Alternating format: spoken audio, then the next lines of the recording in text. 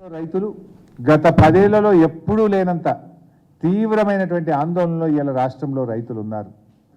ఒకవైపు ఈ రాష్ట్ర ప్రభుత్వం నీటి నిర్వహణ విధానం సరిగా లేక రైతులకు నీళ్లు ఇవ్వడంలో ఈ ప్రభుత్వం పూర్తిగా విఫలం చెందడం, మరోవైపు రైతు బంధు రాకపోవడం, మూడోది కరెంటు ఎప్పుడు వస్తుందో ఎప్పుడు పోతుందో అర్థం కాక ఈ వచ్చిరాని కరెంటుతో లో వోల్టేజీ కరెంటుతో మోటార్లు కాలిపోతూ ఉంటే ఇలా రైతుల మీద ఆర్థిక భారం పడుతున్నటువంటి పరిస్థితి. మరోవైపు వడగళ్ల వాన అకాల వర్షాలతోని కూడా ఈరోజు పంట నష్టం జరుగుతూ ఉంది. ఇవన్నీ కూడా ఒక తీవ్రమైనటువంటి ఆందోళనలో ఇలా రైతాంగం ఉన్నటువంటి పరిస్థితి.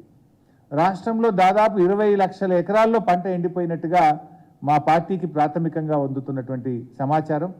ఇలా 20 లక్షల ఎకరాల్లో పంట ఎండుతూ ఉంటే ఇప్పటికీ కాంగ్రెస్ వచ్చిన ఈ 100 రోజుల్లో 180 మంది రైతులు ఆత్మహత్య చేసుకున్నారు.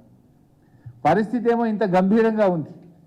కానీ కాంగ్రెస్ పార్టీ మాత్రం అసలు ఈ ప్రభుత్వానికి, ముఖ్యమంత్రి గారికి, ఈ మంత్రులకు టైం దొరకలేదు.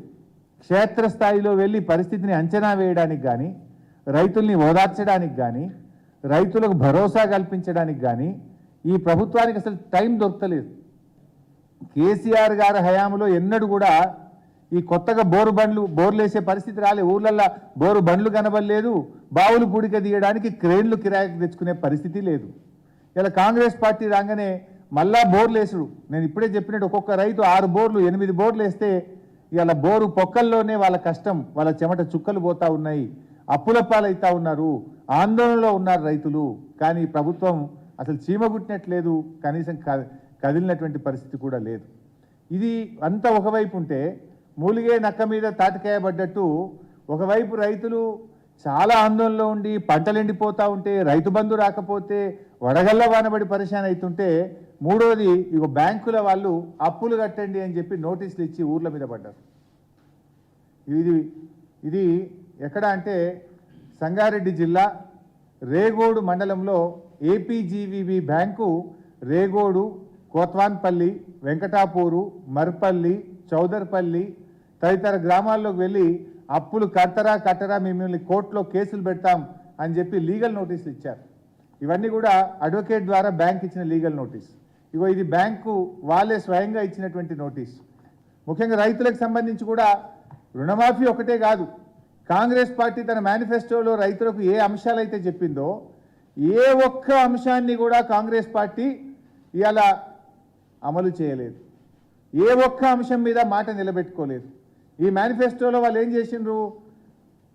6 గ్యారంటీలు, 6 గ్యారంటీల మీద బాండ్ పేపర్లు పంచిండ్రు, నోటరీ డాక్యుమెంట్లు ఇచ్చిండ్రు. ప్రజలు నమ్ముతలేరని చెప్పి బాండ్ పేపర్ మీద రాసి ఇంటింటికి ఇచ్చి వచ్చిండ్రు. 100 రోజుల్లో 6 గ్యారంటీలు, 13 హామీలు అమలు చేస్తామని చెప్పారు. మరి బాండ్ పేపర్లు పంచి నోటరీ డాక్యుమెంట్లు ఇచ్చిన కాంగ్రెస్ పార్టీ ఇలా రైతుల విషయంలో ఏం చెప్పింది? మేము రాగానే డిసెంబర్ 9వ తేదీ 2 లక్షల రుణమాఫీ. మోసం.